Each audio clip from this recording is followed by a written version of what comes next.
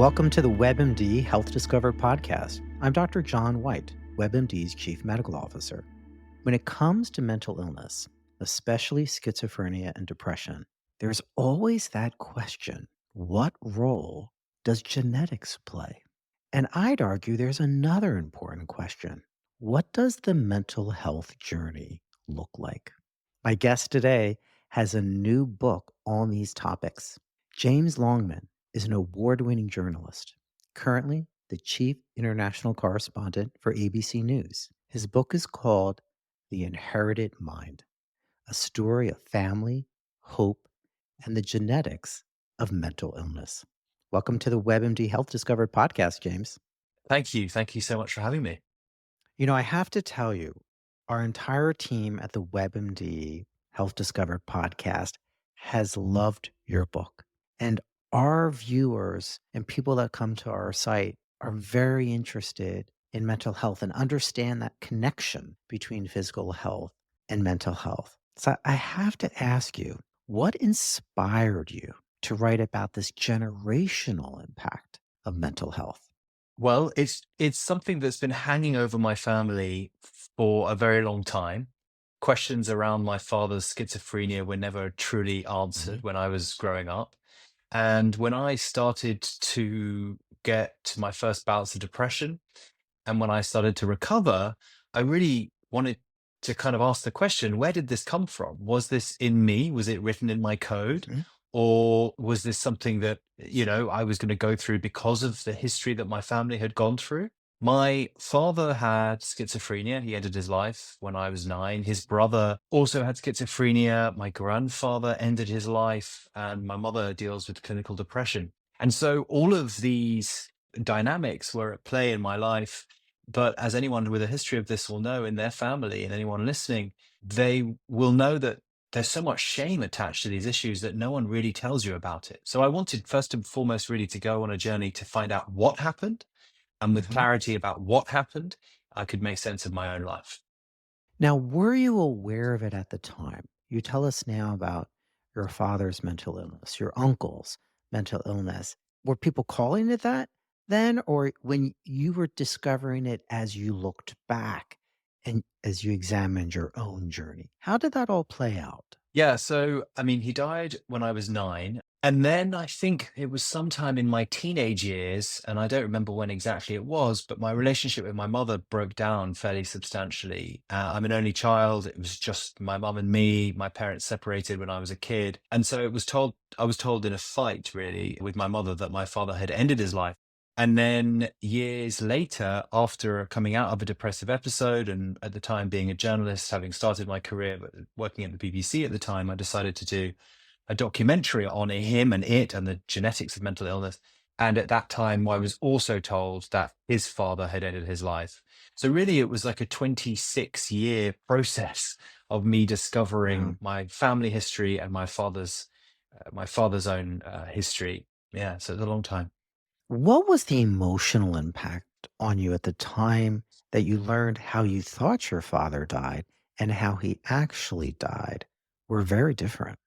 Yeah, it was devastating, honestly. I knew something had happened and I couldn't put my finger on it, but there was always so much secrecy. I had a close relationship with my grandmother, his mother, and I'd go to her home in the English countryside. She lived in a cottage in Somerset in the middle, in a little village, but she didn't talk about him very much. And I always wanted to ask questions, but it felt like something had happened and I wasn't meant to know.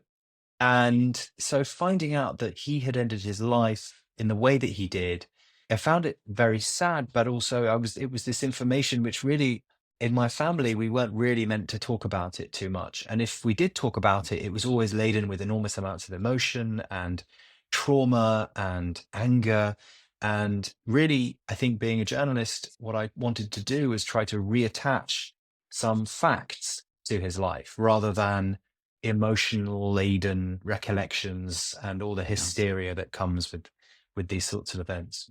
You have this wonderful discussion about your concern about a Longman curse, the fear that your father's and your grandfather's struggles and your uncles might be passed down to you. And you talk about this concern about this intergenerational impact. People don't often think about that early on, or at least it's not the first thing they think about. How did you come to that idea? And where are you today in the impact? Would you still call it a curse? Well, my mother came up with the phrase, the Longman Mm, curse. She said from a very young age, your father's family was damaged. It's mm, my job to look after you. I have to make sure that you escape the Longman curse. So it was always explained to me as a way of basically blaming his family, and also her way of showing me that she really was the only way that I was going to avoid this curse, so to speak. So again, people listening to this, they may have had suicide in their family, and they will perhaps recognize feelings of blame that come with that. People feel angry mhm, at the deceased for it, and I think my mother felt that way. So she really wanted me to know that following her example was the only way I was going to avoid this. Do I still think of it as a curse now? Absolutely not. I've made mhm, sense of the genetics. I've understood that actually I probably do have a genetic predisposition to serious mental illness. I have come to understand that my mother actually saved me from what could have become schizophrenia in me because I didn't know about his illness. I was quite simply shielded from it from a young mhm, age. And so, whilst I've dealt with the trauma of his death and in a sense, the kind of intergenerational trauma repeating itself in my life, becoming depressed, and so to speak. I also think that I've been able to build my own life, my own family. I've been able mhm, to look ahead, look forward, and realize that even if you come from a mhm. family like mine, it doesn't mean that you can't build something brilliant going forward. How did she save you? Quite simply, I was sent to school from the age of 8 until I was 18. So Mhm, I didn't see his illness up close. I wasn't around it. I also, I think, didn't see her response to his illness mhm, up close. She became an alcoholic, and my relationship with her was destroyed. But I think she almost sacrificed her relationship with me by sending me away in order to keep me away from deeper illness. So what the book I hope does is at the mhm. beginning, you see that I probably blame my mum in some respects for the way that she handled it and the alcohol that took over and the fact that our relationship broke down. But by the end of the book, what you hopefully see is a woman who did her very best to keep her son safe. You have so many good points in the book that I want listeners to hear about. And you mentioned earlier about how the issue of you knew about your father, grandfather, but that came later. And many people don't know whether their parents suffered from mental illness, particularly issues like schizophrenia, because as you point out, there is still this stigma. So your book talks a little bit about that, actually talks a lot about it. I wanted to hear from you in terms of what you've learned from your research about what might be some of the best ways to combat this stigma. Well, look, I mean, I speak to a lot of people who have these conditions for the book, and I wanted to very much hear from them how they feel, what they would like. One of the foundational truths of the book is there is a difference between mental health and mental illness. And we all talk a lot about mental health, which is great. People will be listening to this. They probably have mental health days. They're told to speak about it more at work, with their friends, with their family. That's Mhm, brilliant. We all have mental health because we've all got bodies, we've all got brains. We don't all necessarily have severe and enduring mental illness, but we will know people in our lives who have it. We will have come across them. mhm, If you are in a big city in America right now, you will have seen people on the street, likely with a significant mental illness. mhm, So, the number one thing I want people, if they don't know anything else about the book, is to lead with compassion when it comes to these sorts of illnesses, and to not judge and to not immediately believe that the person is mhm, dangerous or threatening to you. Someone with schizophrenia does not have multiple personalities. They don't become a different person when they're in psychosis. And, there was one amazing woman from New York. She said to me, the thing about severe mental illness is crisis is public, but wellness is private. You never mm, hear about all the people who are doing amazing things in the world. This person with schizophrenia who gets up, goes to work, sees his friends in the evening. Look, there is a tremendous spectrum right? And there are people who are Mhm. functioning and they go out and they do what they've got to do in their lives. There are people who need constant round the clock medical intervention and medical care. But understand that everybody deserves to have a fulfilling life. And people with these illnesses have dreams just like the rest of us, Yeah. and they should be encouraged to live them. I talk to a lot of people who have these experiences who've shown me how support inside a family is just so Mhm. important, and actually cutting people off who have these illnesses just makes them worse. And that's a very important point. You talk about your struggles with depression. You mentioned it in the book. You mentioned it, during our conversation, and you're often talking to groups of people. What's kind of that initial reaction when they hear that you've been having these challenges at times? Because here you are, we'll look at it and say, you're a successful journalist. You're the chief international correspondent. You're at a big, famous brand. You're on TV all the time. You're traveling the world. You're talking about your family on social media. How could you be depressed? How could you be suffering from these feelings? Do you hear that from people? Are they shocked that you're talking about this? Yeah, I think you're right. It's funny, but Mhm. appearances, as we all know, are very deceiving. And literally everybody you meet will have had Mhm. feelings of some description, whether they are induced by stress or whether they are deeper genetic Mhm. predispositions that are being activated. It doesn't really matter. They will have had them. So yeah, there's sometimes people can be surprised.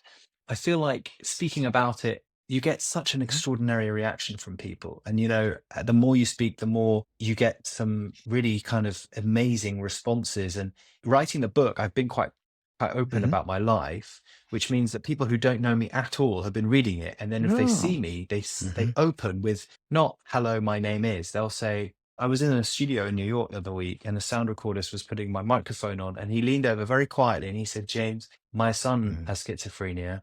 I'm almost bankrupt because I've been paying for him to stay in a hotel. I don't really know what he does in the room, but I just go to the door and I listen in and I talk to him through the door, and then I leave.'" And then he said, "I've never told anyone else that." He came to me with it because he felt because he'd read that little story, and he feels in his workplace and his friendship group that it's not something that he can really talk about. But hopefully, reading the book has given him permission to do that. Everyone is going through something. How does being a journalist impact the way you write about a personal story? Because at first you think, they don't seem exactly like they should go together. Here you're a journalist, this objective reporting. And in this book, you're talking about your own journey, right? You're talking about other people's journey, and then you're investigating it. And you even open, with your international experience in Syria, which is quite an exciting opening. How do you reconcile all of that? It was Yeah. tough. I wanted it to be useful for people fundamentally. I mean, I just thought, well, I'm not Beyonce. I'm 38 years old. Why would I write a memoir? What I wanted to do was, yes, tell the story of my family, but also explain that there's some extraordinary science out there right now. There are people all around the world doing amazing work to discover what is happening to us on a genetic level, what our biologies can teach us, about how our genetics are not necessarily a prison, about what epigenetics, the world of epigenetics, and how that pertains to mental illness, and most importantly, examples of how people have gone through something awful and have come out the other side. So yeah, I had to make sure that I was writing something which was, yes, personal, Mhm. also useful. And you're a doctor. I'm about as far away from being any kind of medical professional as you can get. I am, as I say it in the book, like I Mhm. am not a scientist. I didn't even pass math. I don't know, I'm so bad at all these things. So the idea of the book was to discover something with the reader to show you that this stuff can be useful and try and break it down as I would do any other part of my work. You're doing this investigation, you're talking to experts, and you're trying to synthesize it for the reader. And as you said, you talk about genetics and epigenetics, which is really, in some ways, kind of the classic nature versus nurture debate. And I wanted you to talk to our audience, as you do in the book, about how you see this evolving, our understanding. And also, I'd love you to point out something that our listeners might find surprising from your research that you've done. Well, look, anyone who looks into a nature versus nurture, the idea of our genes versus our environment, will understand the 60-40 equation, the 60% environment, 40% genetics. And that is often the way most of these things are described to people. In mental illness, it's described as being 60-40. But that suggests that it's just a simple equation. 1 + 1 equals mental illness. And what I wanted to do was try to explain that it's actually how our environment and our genetics combine, what the interplay is like, how our environments activate our genetics, that is really important. The world of epigenetics is fascinating because basically epigenetics is how your genes are activated by your environment. And it's essentially like dimmer switches. You can turn your genes up and you can turn them down again, which gives people and has given me tremendous hope. I did some work on the idea of inherited trauma. I looked at studies on Holocaust survivors and how children of those Holocaust survivors themselves were experiencing traumas that their parents had. And that work actually really fascinatingly, again, looked at epigenetic changes. But Rachel Yehuda, who pioneered it, she says you can inherit trauma, you can also inherit healing. Mm, So if I lead a good and happy life, I can give my children not just a good environment, all the kind of holistic things that people understand. But on a biological level, I can give them the epigenetic markers that will mean that they are better yeah. equipped to deal with whatever predisposition. And I think if you think a surprising thing for me from the book, we think of schizophrenia, for example, as being all in the mind. It's a mental illness. We think of these things as just affecting the brain. There have been discoveries of the genes that code for schizophrenia. They sit on chromosome 6. Chromosome 6 is where our bodily immunity is coded. So we might start to believe and understand schizophrenia as being not just a mental illness, but also an autoimmune illness, a little bit like lupus or MS, where it's an auto intoxication of the body. It's not just all in the mind or all in the body, it's how the body and the mind interact. And I find all this science absolutely fascinating. Did that surprise you? Were you aware of that beforehand? Or did your research kind of teach you this? And you described it very well. It completely taught me this. I was trying very careful not to be oversimplistic in these explanations, but there's a brilliant book by Edward Bullmore called The Inflamed Brain, and he talks a lot about the gut-brain axis. So there's a lot of stuff we can do at the moment to reduce. We talk about inflammation. We used to Mhm. talk about inflammation as being a good thing to fight disease, or people realize that chronic inflammation is a bad thing. He cites studies of people with inflamed brains who deal with depression, a big study that was done in Denmark. But crucially, why all this is interesting is because it means that, particularly when you talk about inflammation in the gut, where I didn't realize that 90% of all serotonin, which we think about Mhm. serotonin as being a chemical in the brain, it is made in the gut. You, therefore, have so much more agency over your life than you realize, and so much more agency over all of your genetic predispositions, whatever they might be. And reading this stuff and then trying to put it into understandable chapters in the book, hopefully, was brilliant for me. Well, the gut is our second brain. There's lots of discussion about that. And it goes to your point that then we can break this cycle of trauma, the cycle of the impact of inherited mental health disorders. And you talk about that. So, what are some of the practical steps that listeners could do to break this cycle, to promote resilience? Well, the first thing is they should be much more open with family members about how they're feeling and the history that's been hanging over their families. A lot of people have secrets in their families that they have not wanted to go near. I think that will help a huge amount. I'm not talking in kind of generalities here. It genuinely does help if you talk to your close ones about how you're feeling and your concerns about your life. That is, you will be a healthier person if you do that. I do talk a little bit about some of the stuff that I do to keep Mhm. myself healthy and happy. Now, the book is not intended as a self-help book. I'm not a scientist.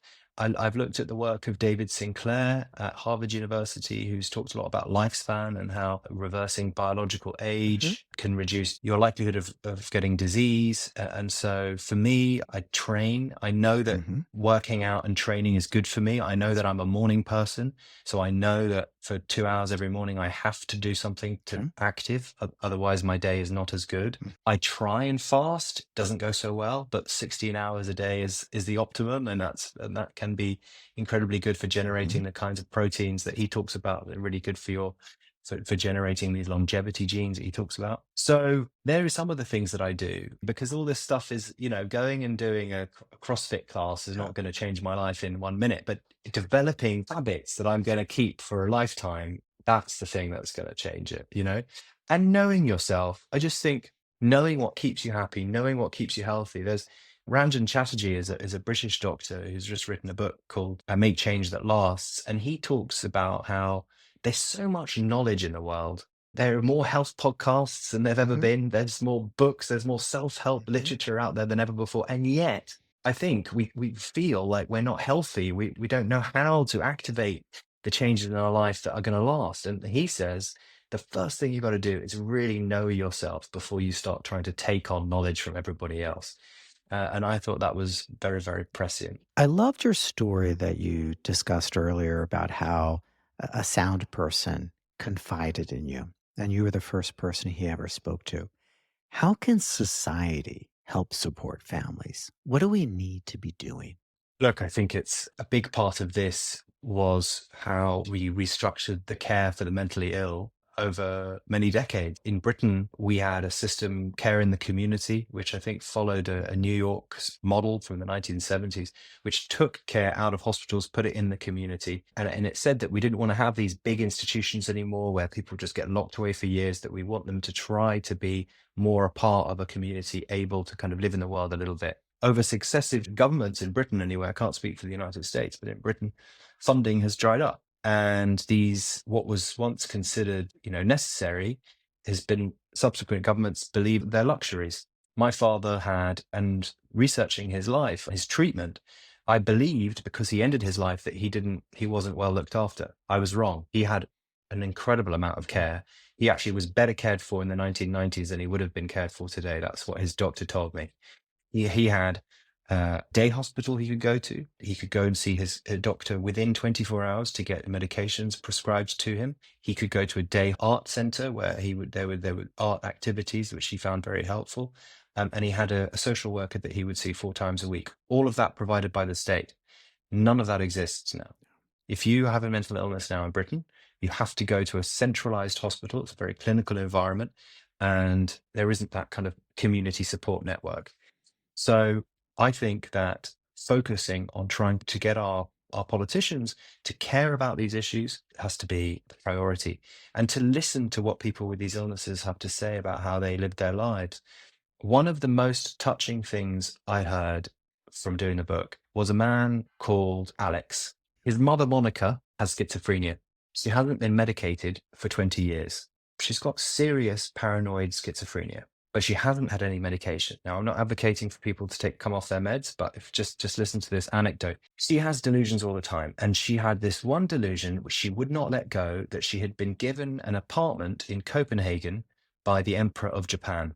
Okay, they said to her, "Do you think maybe this is one of your delusions?" She said, "No, no, it's true." She wouldn't let it go. She was getting very hyped up about it. So Alex's sister said, "Okay, I'll take you to Copenhagen. We'll look for the apartment." They spent a weekend there, didn't find it, obviously, came back to the UK. She was devastated. They sat around with her. They loved her back to life, if you like. And then she had a moment of insight where she said, maybe that was my illness. And then every subsequent delusion she has had, and this is the amazing thing, every subsequent delusion she's had, the family are able to say to her, do you think this was like that? Do you think you're having another one of these moments? And sometimes it works and sometimes it doesn't. But there's elasticity in how her condition is understood. And yes, that requires resources. It requires a huge amount of privilege. It requires time and energy from a family that love her. But she's able to have insight because they give her that latitude. Obviously, that's not going to work for everyone who has schizophrenia. But it's an example of how love and compassion are really important in the treatment of these illnesses. You used an extraordinary phrase that I hadn't heard before. You said, loved her back to life. And I never have heard that. You can understand what that means. And everyone won't be able to do that, especially in times of crises.